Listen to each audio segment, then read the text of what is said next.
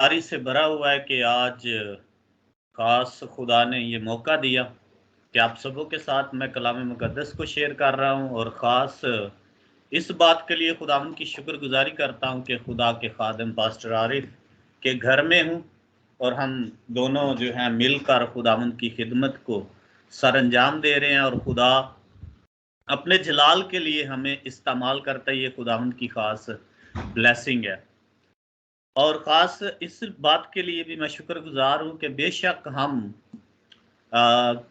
Different countries में बैठे हुए हैं, डिफरेंट सिटीज़ में हो सकते हैं, लेकिन खुदा का रूह जो है वो हमें एक प्लेटफॉर्म पर लेकर आया कि हम खुदा के कलाम से उसके रूह के वसीला से सीखें। आमीन। तो आप सबों को जैसे पता है कि मैं हमेशा कोशिश करता हूँ कि जिस चीज़ को हम जो है वो सीखें वो दूसरों के साथ शेयर करें। तो एज़ ए खुदा का खादम होते हुए मैं हमेशा कोशिश करता हूँ कि कलाम जो है वो सिंपल और आसान हो ताकि वो रिप्रोड्यूसिबल हो, क्योंकि जब प्रोडक्टिव कलाम होगा तो यकीनन डिसाइपलशिप पे काम होगा। और इससे पहले कि आज का कलाम मैं शेयर करूं, हमेशा ये याद रखें कि कोई भी पैसेज आप पढ़ते हैं, कोई भी स्टोरी आप पढ़ते हैं, कोई भी हवाला आप पढ़ते हैं या बाइबल मुकद्दस में से कोई चैप्टर पढ़ते हैं, तो हमेशा उसमें 5 सवाल जो है वो याद रखा करें। पहला सवाल कि इस स्टोरी में मैं कहाँ पर हूँ? यकीनन आप सब जो हैं ये पहले से सवाल जानते हैं कि इस स्टोरी में where I am in this story, अपने आप को देखना है कि इस कहानी में मैं कहाँ पर हूँ। और दूसरा क्वेश्चन जो है ये उँगली खुदा की तरफ जाती है, यानी इस कहानी में मैं खुदा के बारे में मैं क्या सीखता हूँ। और तीसरा जो थर्ड फिंगर है, ये तीसरा क्वेश्चन है कि इस कहानी में लोगों के रवैयों के बारे में, लोगों के करैक्टर के बारे में मैं क्या सीखता हूँ। ये चौथी फिंगर जो है प्रॉमिस फिंगर है, रिंग फिंगर भी दुनिया में इसे कहा जाता है। चौथी फिंगर, चौथा सवाल है कि इस कहानी में जो मैंने सीखा वो मैं क्या प्रॉमिस करता हूँ अपने आप से, खुदा से। ये प्रॉमिस जो है हम लोगों से नहीं करते बल्कि खुदा से करते हैं कि जो मैंने सीखा है उसमें से मैं अपनी ज़िंदगी पर किस तरह अप्लाई करता हूँ, जो मैंने खुदा का हुक्म लिया है। तो लास्ट फिंगर जो है वो किसी के साथ निभाना है। जैसे हम शादी करते हैं तो एक के साथ जो है वो निभाई जाती है। तो निभाने से मुराद ये है कि जो मैंने सीखा वो मैं किसी के साथ शेयर करूं, सुनाऊंगा। तो ये 5 सवाल आज की स्टोरी में होंगे। तो स्टोरी जो है वो पहले से आप सब जानते हैं। आज मैं नहमिया की लाइफ से जो है चंद बातें वो शेयर करूंगा और आपने ये 5 सवाल देखने हैं। लास्ट पर मैं क्वेश्चन भी करूंगा। कोशिश करेंगे कि जो खुदा के कलाम से आपने अपने बारे में सीखा, खुदा के बारे में सीखा, लोगों के रवैयों के बारे में सीखा, प्रॉमिस किया है किसके साथ निभाना है, इसको भी हम शेयर करेंगे। तो कितने लोग जो हैं जो ऑलरेडी नहमिया की कहानी को जानते हैं। हमने पहले भी जो है ये सीखी हुई है कि जब अक्सुरिस बादशाह के दौर में नहमिया जो है वो आउट ऑफ यरूशलेम है, तो कुछ लोग यरूशलेम से आते हैं और नहमिया जब स्टार्ट में ही पढ़ते हैं तो नहमिया उनसे पूछता है कि मेरे लोग कैसे हैं। जैसे कि हम सब जितने हैं ज़्यादातर परदेश में बैठे हुए हैं, तो कोई पाकिस्तान से या इंडिया से आता है तो हम उससे पूछते हैं कि इंडिया के हालात कैसे हैं, इंडिया के लोग कैसे हैं, पाकिस्तान के लोग कैसे हैं, मेरा जो गांव था, मेरा जो सिटी था, मेरा घर जो है वो कैसा है। तो वहाँ पर बयान किया जाता है डिस्ट्रक्शन है, तबाही है। लोग जब ये बयान करते हैं तो नहमिया ज़ार ज़ार रोता है। रोने के बाद हम आगे स्टोरी में जाते हैं तो वो सिर्फ नोहा और मातम नहीं करता बल्कि वो दुआ और रोजे में ठहर जाता है। दुआ और रोजे से ये जो स्टोरी है वो शुरू होती है और हमें पता है कि दुआ और रोजे से शुरू करके उसे बादशाह की फेवर मिलती है, उसे बादशाह की जो मलका है उसकी फेवर मिलती है, उसे सिपाही मिलते हैं, उसे परवाने मिलते हैं और वो आगे जब जाता है तो दीवार को मुकम्मल करता है। दीवार जो यरूशलेम की फसील जो थी, गिरी हुई थी, उसको मुकम्मल करता है। फसील को मुकम्मल करने के प्रोसेस से जब वो गुजरता है तो डिफरेंट चैलेंजेस उसे वहां पर जो है फेस करता है। चैलेंजेस होते हैं इनसाइड और चैलेंजेस होते हैं आउटसाइड। आउटसाइड में जो हम देखते हैं तीन जो है वो उसके मुखालिफ होते हैं। तो मुखालिफत के बावजूद जब दीवार मुकम्मल हो जाती है तो ज़्यादातर हम इस कहानी को यहाँ तक कि सीखते हैं कि हमने दीवार जो है बना ली। जैसे आज मैं देखता हूँ कि हमने एक दीवार जो है, पास्टर साहब जो है वो कोशिश कर रहे हैं कि एक दीवार जो है हम बनाएं, रूहानी तौर पर हम उन रखनों में खड़े हो जाएं जिन की वजह से अबलीस जो है वो एंटर होता है। लेकिन इस कहानी से थोड़ा आगे आज हम बाइबल मुकद्दस में से सीखेंगे कि नेक्स्ट क्या होता है जब यरूशलेम की फसील बन जाती है। और फसील जो है, दीवार जो है वो अजमत की अलामत लिखा गया है। तो उसके आगे क्या होता है जब नहमिया फसील को बनाने के बाद हैकल की सफाई होती है।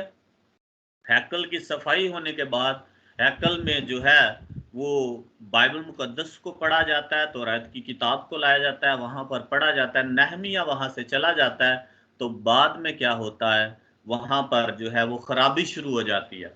क्या खराबी शुरू होती है? जब आप मेरे साथ निकालेंगे नहमिया की किताब में से 13 बाब, तो उसकी 4 नंबर आयत से मैं पढ़ूंगा। इससे पहले अलियासिब काहिन ने, जो हमारे खुदा के घर की कोठरियों का मुख्तार था, तोबिया का रिश्तेदार होने की वजह से उसके लिए एक बड़ी कोठरी तैयार की थी, जहां पहले, ये बड़ी अहम बात है, नोट कर लीजिए, जहां पहले नजर की कुर्बानियां और लुभान और बर्तन और अनाज की और मैं की और तेल की दैयकियां जो हुक्म के मुताबिक लावियों और गाने वालों और दरबानों को दी जाती थी। किस जगह पर कोठरी बन गई है, किस जगह पर तोबिया जो है वो आकर रहायश पजीर हुआ है, विजिट करने के लिए नहीं आया, वो रहायश पजीर। और ये उस जगह पर जहां हैकल में लुबान होना चाहिए, तेल होना चाहिए, खुदा के लिए शुक्रगुजारियां होना चाहिए, मैं होनी चाहिए, गाने वाले होने चाहिए, वर्शिप करने वाले होने चाहिए, वहां पर रहायश बन गई है। वहां पर जो है हम देखते हैं कि तोबिया नाम का जो काहिन का रिश्तेदार है, काहिन का नाम भी लिखा हुआ है अलियासिब, तो उसका रिश्तेदार जो है वहां पर रहायश पजीर अपना डेरा लगा लेता है। और ये बात खुदा को पसंद नहीं आती कि हैकल के अंदर जहां पर वर्शिप होनी चाहिए, जहां पर खुदा की हम्द होनी चाहिए, जहां पर खुदा का कलाम होता है, वहां पर जो है तौबिया डेरा लगा लेता है। तो बाइबल मुकद्दस में लिखा है कि खुदा दोबारा जो है नहमिया के वसीला से उसकी सफाई करवाता है। उसकी जब सफाई की जाती है, बाइबल मुकद्दस में लिखा है कि बड़ी खूबसूरत एक आयत है, 8 आयत, इसमें नहायत रंजीदा हुआ, इसलिए मैंने तोबिया के सब खांगी सामान को उस कोठरी से बाहर फेंक दिया। फिर मैंने हुक्म दिया और उन्होंने उन कोठरियों को साफ किया, और मैं खुदा के घर के बर्तनों और नजर की कुर्बानियों और लुबान को फिर वहीं ले आया। हमारा काम जो है इस स्टोरी में यहां तक नहीं है कि हमने सिर्फ एक दीवार बना ली और खुदा की प्रस्तश शुरू कर ली, खुदा के कलाम की खिदमत शुरू कर ली। हमारा काम ये भी है कि हम ध्यान रखें, जागते रहें, जैसा खुदावंद यीशु मसीह ने कहा था, जागते रहो और दुआ करो कि कहीं दुश्मन को थोड़ी सी जगह ना मिल जाए, और दुश्मन को कहीं हम इनवाइट ना करें कि वो आकर डेरा लगा ले। वो विजिट करने के लिए नहीं आता, बल्कि यहां पर लिखा है डेरा ही लगा लिया उसने। जहां पर वर्शिप होनी चाहिए थी, जहां पर लुबनान होना चाहिए था, जहां पर तेल होना चाहिए था, जहां पर खुदा की हैकल के बर्तन होने चाहिए थे, जहां पर अनाज होना चाहिए था, वहां पर जो है वो रहाइश है। और रहाइश में और खुदा के घर में कितना फर्क है आप सब बाखूबी जानते हैं। तो ये एक स्टोरी पुराने अहदनामे में है। यही सेम स्टोरी हम बाइबल मुकद्दस में जब यूहन्ना की किताब को पढ़ते हैं तो वहां पर खुदावंद यीशु मसीह हैकल में दाखिल होते हैं। आप सबों को कहानी याद है, इतना वक्त नहीं कि हम हवाला जात जो है वो कंप्लीट पढ़े, मैं बता देता हूँ, आप पढ़ सकते हैं। यूहन्ना की अंजील 2 बाब और उसकी 13 आयत से जब आप पढ़ेंगे 22 आयत तक, तो बाइबल मुकद्दस में सेम स्टोरी हमें मिलती है। हैकल में क्या हो रहा था कि वहां पर हैकल में बैल, भेड़, कबूतर और सराफे और मनी चेंजिंग, यूहन्ना 2 बाब जब आप पढ़ेंगे 13 से 22 आयत तक, तो वहां पर खुदावंद यीशु मसीह सेम जैसे नहमिया पुराने अहदनामे में हैकल की सफाई करवाता है, नए अहदनामे में दोबारा से हैकल में वही काम हम देखते हैं कि हैकल में जो हाता जो था खुदा ने मुकर्रर किया हुआ था गैर अक़वाम के लिए, उसी हाते में वहां पर दोबारा से डेरे क्या लगे हुए हैं, बिजनेस के डेरे लगे हुए हैं, कबूतरों के डेरे लगे हुए हैं, भेड़ों के डेरे लगे हुए हैं, बैलों के डेरे लगे हुए हैं, कारोबार मनी चेंजिंग के। तो खुदावंद यीशु मसीह को कभी भी हमने नहीं देखा वो जो प्यार का सागर है, मोहब्बत का सागर है, वो जो हलीम है, वो जो कहता है मुझसे सीखो क्योंकि मैं हलीम और दिल का फरोतन हूं। तो बाइबल मुकद्दस में लिखा है वहां पर खुदावंद यीशु मसीह को गुस्सा आया। खुदावंद यीशु मसीह को गुस्सा क्यों आया? जैसे ज़बूर की किताब में पढ़ते हैं कि तेरे घर की गैरत जो है वो मुझे खा गई। जैसे दाऊद ने लिखा तेरे घर की गैरत, पुराने अहदनामे में, नए अहदनामे में खुदावंद यीशु मसीह को ना सिर्फ गुस्सा आया बल्कि खुदावंद यीशु मसीह ने रस्सियों का कोड़ा बना के हैकल को साफ किया। यहां पर सिर्फ हम खुदावंद यीशु मसीह का रवैया देखते हैं सख्त हुआ जब खुदा के घर की बात आती है, जब हैकल की बात आती है, जब खुदा के घर की गैरत की बात आती है, तो वो जो मोहब्बत का सागर है, वो जो हलीम है, जो वो फरोतन है, वो जो शागिर्दों के पांव धोता है, यहां पर गुस्से में तख्ते उलट देता है, कबूतरों को, भेड़ों को, बैलों को निकाल देता है। जैसे नहमिया पुराने अहदनामे में क्या लिखा है कि सारा सामान जो तोबिया की रहाइश है उसको बाहर फेंकता है खुदा के हुक्म के मुताबिक। नए अहदनामे में भी खुदा का हुक्म ये है कि जहां पर प्रस्तिश होनी चाहिए, जहां पर इबादत होनी चाहिए, वहां पर कारोबार नहीं होना चाहिए। नए अहदनामे में हैकल जो है एक फिजिकल हैकल जो हम चर्च में जाते हैं, और एक हैकल हमारा दिल है। पहला कुरिन्थियों 3 बाब की 16 में जब हम पढ़ते हैं तुम खुदा का मकदस हो। एक होता है मुकद्दस लफ्ज, एक होता है मकदिस। मकदिस का मतलब होता है घर। हम खुदा का घर हैं, खुदा हमारे दिल में रहता है, लेकिन दिल में आप देखने की जरूरत यह है कि कहीं शैतान ने डेरा तो नहीं लगा लिया किसी तरीके से भी।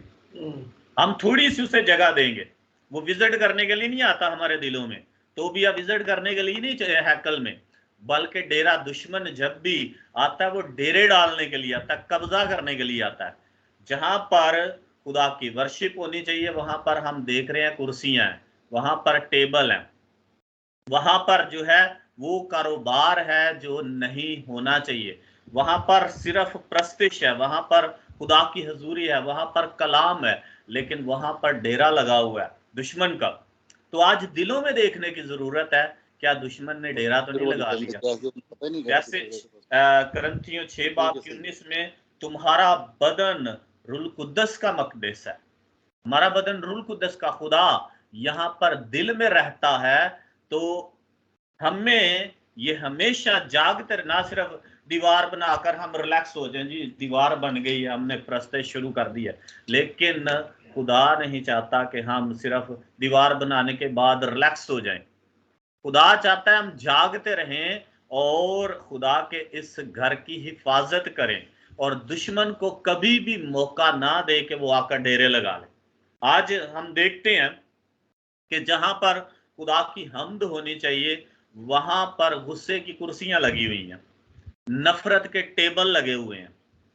वहां पर हम देखते हैं कि हसद के जो है वो हम देखते हैं बहुत सी ऐसी चीजें पड़ी हुई हैं जो खुदा की हजूरी को जाहिर नहीं करती। एक घर की मिसाल लेते हैं, एक हम अपने घर में क्या होते हैं, सोफे होते हैं, टेबल होते हैं, कुर्सी होती है, टेलीफोन होता है, और ये सारी डिस्ट्रैक्शन है। एक घर में, रहायशगाह में तो ये सारी सहूलियात हैं, लेकिन अगर हम इन्हीं पर फोकस कर लेंगे दुनिया की चीज़ों पर, तो यकीनन हम खुदा के कलाम से नज़र हटा लेते हैं। खुदा के घर में वर्शिप होनी चाहिए, खुदा के घर में बिजनेस कारोबार नहीं है। खुदा की हैकल को अगर हम साफ रखेंगे तो खुदा की हजूरी रहेगी। अगर ये नफरत के टेबल लगे हुए हैं, गुस्से की कुर्सियां लगी हुई हैं, और हम देखते हैं हसद है, हम देखते हैं तफिरके हैं, हम देखते हैं जुदाइयां हैं दिल में, और ये सारे दुश्मन हैं। जैसे वहां पर दुश्मन ने डेरा लगा लिया, और जगह कौन दे रहा है? एक काहिन दे रहा है। काहिन का क्योंकि रिश्तेदार है। बार दफा हम रिश्तेदारों को इतनी अहमियत दे देते हैं कि खुदा को भूल जाते हैं। बार दफा अभी भी हम बाहर बैठे बात कर रहे थे कि जो वर्शिप का टाइम है, प्रेयर का टाइम है, जो खुदा के कलाम को सीखने का टाइम है, जो दुआ का टाइम है, बार दफा होता है हमारा दोस्त विजिट करने आ जाता है, हमारा कोई रिश्तेदार विजिट करने आ जाता है। तो बजाय ये कि हम रिश्तेदार को, दोस्त को, या जो भी अजीज है लेकर चर्च में जाएं, हम कहते हैं नहीं जी अभी वो आ गया तो हम घर में रह रहे हैं। तो ये वो डेरे हैं जो हमने नहीं लगने देने। हम कहते हैं चलो एक दिन ना करेंगे दुआ, एक दफा ना जाएंगे चर्च तो कोई फर्क नहीं पड़ता। शैतान को सिर्फ थोड़ा सा जो है वो मौका चाहिए, थोड़ा सा टाइम चाहिए, थोड़ा सा सुराख चाहिए, वो अंदर आके डेरे लगा देता है। जिस तरह पुराने अहदनामे में हैकल को साफ किया गया, नए अहदनामे में खुदावंद यीशु मसीह ने हैकल को साफ किया, क्योंकि खुदा को अपने घर की गैरत जो है वो खा जाती है। इसीलिए आज हमें भी अपने दिल की हैकल को उन तमाम चीजों से, उन तमाम वो चीजें जो दुनियावी हैं उनसे पाक रखने की जरूरत है। खुदा में यीशु मसीह ने क्या कहा था कि कोई आदमी जो है दो मालिकों की खिदमत नहीं कर सकता। दूसरा मालिक किसे का? मनी को। ये एक टेम्पटेशन है। खुदा जो है रास्त दिलों के लिए जो है वो अपनी हजूरी रखता है। तो हमने हमेशा ये फोकस करना है। बाइबल मुकद्दस में ज़बूर 32 की 11 में लिखा है, और ए रास्त दिलो खुशी से ललकारो। रास्त दिल जो है रास्त होना चाहिए। इस तरह खुदा का बंदा कहता है कि मैं पूरे दिल से चलता हूं, आधे दिल से नहीं, थोड़े दिल से नहीं, पूरे दिल से। हमने अपनी हैकल को पूरे दिल से खुदा की हजूरी के लिए तैयार रखना है, खुदा की ममूरी के लिए तैयार रखना है। ये नहीं आधा ध्यान कलाम की तरफ, आधा ध्यान दुआ की तरफ, और आधा ध्यान जो है दुनियावी कामों की तरफ। जब पूरे दिल से हम खुदा की हजूरी में आते हैं तो उन चीज़ों को जगह ना दे अपनी जिंदगी में, अपने दिल में, जो हमें खुदा से दूर करती है। जो डिस्ट्रैक्शन है, टेलीफोन है, मोबाइल है, बहुत से डिस्ट्रैक्शंस जो हैं वो इन चीज़ों से हो जाते हैं और डिप्रेशन का शिकार हो जाते हैं, क्योंकि हम खुदा पर ट्रस्ट जो है भूल जाते हैं और इंटरनेट में पता नहीं कहाँ से कहाँ खो जाते हैं। तो हमने बाइबल मुकद्दस में सिर्फ यहाँ तक नहीं रहना कि हमने ग्रुप बनाया और हम सब जो है मिलकर दीवार बनाते हैं, लेकिन उस दीवार के अंदर हैकल जो है उसमें हम देखते हैं डेरे लगे हुए हैं। उसमें हम देखते हैं कि दुश्मन घुस के बैठा हुआ और हमें समझ नहीं आ रही। हम कह रहे हैं मदद कर रहे हैं, हम कह रहे हैं नहीं कोई बात नहीं, एक टाइम के लिए खैर है, छोड़ देंगे। जो दुआ का टाइम है दुआ को दो, जो कलाम का टाइम है कलाम को दो, जो चर्च का टाइम है चर्च को दो, और अपनी हैकल को जो है वो हमेशा अपने दिल को खुदा के लिए तैयार रखें। जब हमारे दिल में खुदा रहता है तो इसमें बरकत। बाइबल मुकद्दस में लिखा है कि वहाँ पर जो गाने वाले कौन है? वर्शिप करने वाले। जो वर्शिप करने वालों की जगह है, वर्शिप करने वालों की ही होनी चाहिए। ये नहीं कि वहां पर कुर्सियां लगी हुई हैं, वहां पर अनाज रख दिया गया। हमें बाइबल मुकद्दस में बड़ी ही खूबसूरत मिसालें मिलती हैं। शागिर्द कहते हैं मुनासिब नहीं कि हम खुदा के काम को छोड़कर अब जो है वो बेवाओं के लिए खाने का इंतजाम करें, उनके मदद का। उन्होंने अलग से उन चीजों को मैनेज किया। ये बाइबल मुकद्दस में हमें मिलती हैं चीजें। तो हम भी मिक्सअप ना कर दें। जो खुदा का वर्शिप का टाइम है, वर्शिप को देना चाहिए। जो दुआ का टाइम है, दुआ को देना चाहिए। कलाम पढ़ने का टाइम है, अपनी स्टडी पर फोकस करें। अक्सर जब हम दुआ करते हैं तो बहुत से दुनियावी मामलात, बहुत सी दुनियावी फिक्रें जो हैं वो हमें आग घेर लेती हैं। तो हमारे दिल में अगर कोई ऐसी चीजें हैं, हसद है, नफरत है, गुस्सा है, तो इन चीजों को साफ, और ये साफ हमने करना है। एक मिसाल दूंगा, दुनियावी है, कि आपने कभी भी देखा है कि कोई आके आपके घर को साफ कर जाए, या आप बाहर से आए और घर की सफाई हुई हो? कभी ऐसा होता है? नहीं। हम अपने घर की खुद ही सफाई करते हैं। हम अपने घर की बाय पर्पज एक दिन ठहरा लेते हैं कि हमने हफ्ते बाद जो है घर की सफाई करनी है। हमने जो है वो 2 दिन के बाद, 3 दिन के बाद अपने घर को फुल नीट और क्लीन करना है। बाइबल मुकद्दस में भी हमने खुद करना है, किसी ने नहीं करना। हम अपना दिल जो है वो खुदावंद को देते हैं। खुदावंद यीशु मसीह ने वो बैल निकाले, कबूतर निकाले, खुदावंद यीशु मसीह ने वो मनी चेंजर निकाले। उनका एक खास मकसद था। खुदावंद यीशु मसीह उन्हें सिखा रहे थे कि आज के बाद तुम्हें इन कुर्बानियों की ज़रूरत नहीं है, क्योंकि मैं तुम्हारे लिए खून बहाने जा रहा हूँ। खुदावंद यीशु मसीह का खून जो है वो हमें पाक करता है। उसी पर फोकस करें, उसी को अपना पूरा दिल दें, उसी की तरफ ध्यान लगाएं। हमें और कुर्बानियों की ज़रूरत नहीं है, और चीज़ों की ज़रूरत नहीं है, नई नई तालीमों की, कि हम उसको कलाम मुकद्दस में ऐड कर लें। खुदावंद यीशु मसीह उन कबूतरों को निकाल देते हैं, भेड़ों को निकाल देते हैं, बैलों को निकाल देते हैं, क्योंकि वो अपनी परफेक्ट कुर्बानी की तरफ उन्हें लेकर जाते हैं। आज भी हमें खुदावंद यीशु मसीह के खून की ज़रूरत है, अपने दिलों को साफ करने के लिए, अपने बच्चों की ज़िंदगियों को साफ करने के लिए, अपने फ्यूचर को सेफ रखने के लिए। इसलिए बाइबल मुकद्दस में लिखा है अपने दिल की खूब हिफाजत कर। हमने दिल की जो खुदा की हैकल है खूब हिफाजत करनी है, और मौका नहीं देना। ये नहीं कि लीडर जब तक है साथ तो बस तैयार रहें।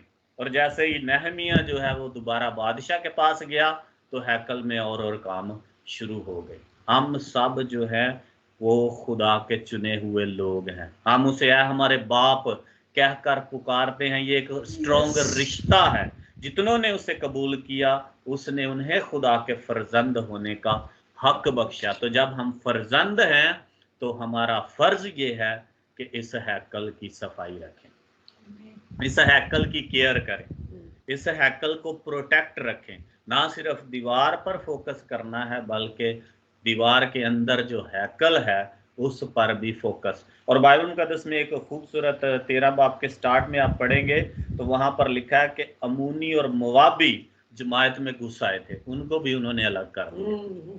बात ऐसे लोग हमारी जिंदगी में घुस आते हैं जो हमारी हैकल को तबाह कर देते हैं।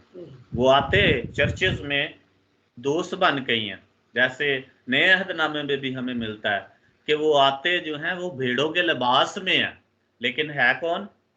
भेड़िए, फाड़ने वाले भेड़िए हैं। तो मैंने जब इन आयात पर गौर किया तो नए अहदनामे में भी, क्योंकि खुदा का कलाम जो है वो ला तब्दील है, वो कल और आज और अब तक यकसा है। तो खुदा का पैटर्न जो है, खुदा का मैसेज जो है वो आज भी यकसा ही है कि हमने प्रोटेक्ट करना उन लोगों से भी अपनी हैकल को, जो आते तो दोस्त बनकर हैं, आते तो रिश्तेदार बनकर हैं, लेकिन वो तबाही का और खुदा से दूरी का सबब बनते हैं। उनसे भी अपने आप को अलग, पौलुस रसूल ने भी यही कहा, कैसों से सलाम दुआ तक न रखो, उनसे दूर रहो, हर एक रूह का यकीन ना करो। अपनी हैकल को हमने प्रोटेक्ट करना है और साफ रखना है। खुदावंद आपको इस कलाम के वसीला से बरकत दे। God bless you all. आमीन।